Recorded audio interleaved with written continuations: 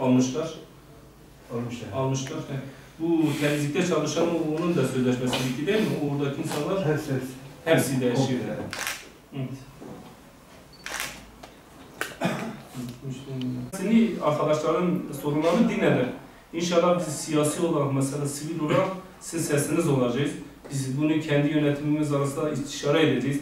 Bizden ne yapabiliriz, ne edebiliriz? Sizden birinizin telefonunu alacağız.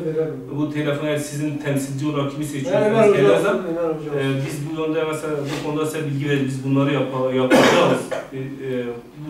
Sizin de bilginize mesela Ömer abi de hepinize haber olsun. Biz bunları yapacağımızı. Gerekirse artık istişareden ne çıkmışsa başının açıklaması olur. Bir görüşme olur, ne çıkmışsa biz bunları yapacağız sizinle birlikte. Zaten her dönemde herkes bilmediği için gelen masa başı iş istiyor, temizlik deyince bir gün çalışıyor veya çalışmıyor, geri gidiyor. Çoğunu geri alıyor. Yani temizlikte hemen çıkarılan 5-10 kişi dışında kabul etmiyor. Evet. Geri alınıyor. Hoje, kesin. Demek ki ana hediye değil, ben istedim kullandığı mesela belediye herkesin de bunlar gelirse bunlar farklı olacak. Kendi alanlarını yerleştirecek. Yani 200, 300, 400 insan vardı. Bize dese kardeşim ben insanlarımı yerleştireceğim, gelir yerleştireceğim. Amenna. Biz giderdik. Lafı rahat söylemiyor. Bunu bize dedi. Ben kimseyle ekmeğiyle oynamam. Siyasi görüşü ne olursa olsun BDP'ymiş, MHP'ymiş, AK Parti'ymiş, CHP'ymiş fark etmiyor. Lafı rahat söylüyor. Yani bunu söyle. 2 defa söyledim. 3 defa bunu 2 defa ben kendi toplasaydım söyledim. Biri seçimden 2 tane seçimden sonra 3 sefer ben sadece çalışmayan insan benim karşısında bulur. İsterse BDP'li olsun, isterse hangi partide olursa olsun. Biri size sıkıntı yaratmışsa, bu BDP'li ise yanıma gelin, ben onun gereğini yapayım. Kim olursa olsun fark etmiyor. Sen beni 3 ay, 4 ay çalıştırdın, bana bekle dedin, en sonunda geldin, beni tartışırdın. O zaman deseydi ben belki yazındı, ben kendime bir iş bakardım, ben çalışırdım. Ben toplantı yapacağım, açık ben ne söyleyeyim ve kendi taraftarım, kendi bana yakın onları alırım diye yani. Saygı diyor. Ben saygı diyor. Yani farklı bir yol araması yanlış. Bizim memnun ne sendika bize sahip çıkıyor. Sendika bize diyor dur bekle. Kardeşim sen işçilerden yana değil misin? Sendika dedin mi bu Ersin Ersin Bey diyor ki tamam siz durun. Eğer çıkardıkları zaman bize Ersin Bey toplantı yaptı. Kimseye dokunamayacaklar dedi. Dedi mi demedi kardeşim? O da laf. Dedi kimseye dokunamayacaklar. İhale olduğu zaman belli birkaç tane arkadaşlar zaten çıkmış, onların yerine insan alacaklar, ondan sonra hepiniz işinize devam edeceksiniz. Kardeşim beni 45 gündür çıkarmış. Ersin Bey gelip de demedi Allah aşkına. Ya senin ne derdin var? Senin sendika üyeliği senin yaptın. Senin yani Ersin Bey konuştu. Ben gidiyorum dedi. Ersin Bey de o da onun da sizin hakkınızı savunması lazım. Yani biz haberde takip edildik. AK Parti'nin mesela önceki belediye başkanı Hasan Aslan'ın nasıl yakasına pişirdi. Şey dedi. Her zaman gündeme getirdi ama şimdi biz hiç görmüyoruz haberde. Siz bu partinin bir başkanısınız, il başkanısınız. Siz şimdi bir şey söylerseniz arkadaşın da yönetimdeki bir eleman olarak sırtı güçlenir. Biz böyle yapacağız der. Ama o normalde o sendika başkanıdır. Evet. O sizin hakkınızı çalışanlara hakkını savunması. Sizin tarafta olması lazım yani. O bize orada söyleyeceği sadece işe dönüş davası açmayın, boşuna paranızı harcamayın. Ola ki gelirseniz belediye sıkıntı yaşamasın. Altındaki şey budur. Altında yatan gerçek budur. Ama bizim verin, tazminat davalarını da acele etmeyin. 10 sene zamanımız var. Bizim o kadar verin biz. Sen kimin taraftarıydı? Sen bizim... Eğer ihtiyacım olmasaydı ben diyecektim kardeşim beni çıkarmışsa çıkarmış yani. Sonuçta bana verir 1300, 1400 ben şoförüm. Her yerde de şoförlüğü yaparım. O parayı her halükarda alırım. Çöpten aldı, adam işten aldı. Tekrar kız büyük maddeden çıkarmışlar, bilmiyorum kaçıncı maddeden, hani emre itatsızlıktan falan tarzı öyle bir şey. Oradan işsizlik maaşından da yararlanmıyor kız. Yani bu da bir delildir.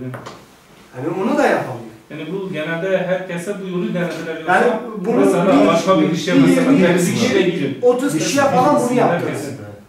Bize de yapacaktır ama bizim sözleşmemiz bittiği için bize yapmaz. Bizim 3 sefer yerimizi değiştirdik. Bu sözleşme Tamam, Patmos da bizim şehrimizdir ya da ilimizdir, ilçemizdir, Doğu Gazete öyle ama ilk önce kendi evindeki çocuk çocuğu doyuracak, sonraki komşuna gidecek, dışarıdaki insana gidecek. İlk önce ben evde mi yani? Ben sonuçta benim evimde yoksa ben çoluk çocuğumu aç bırakıp da gidip de başkasını doyurabilir miyim?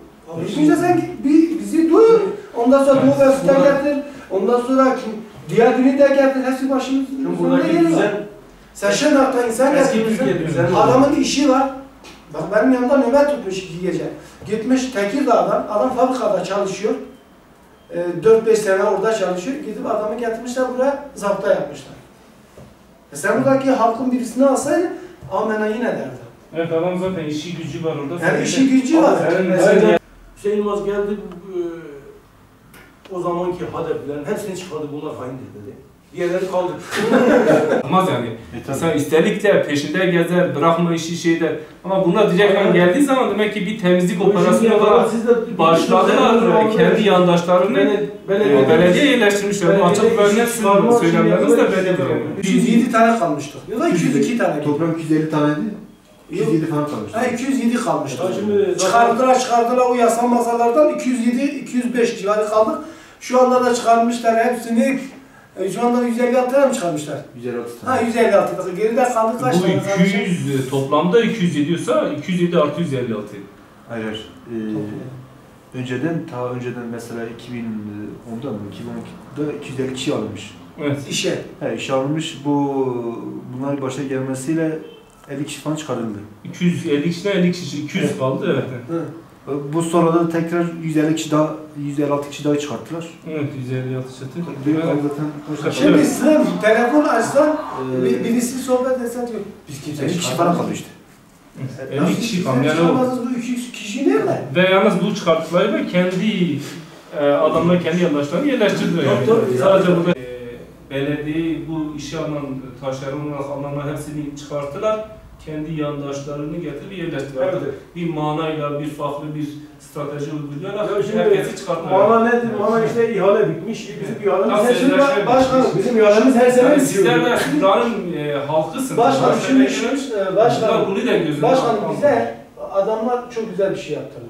Şimdi bizi çalıştıracak tam süremiz bittiği zaman bizi açıklayacaklar. Biz mahkemede gidemez, sadece işe geri dönüş davası açamıyorduk.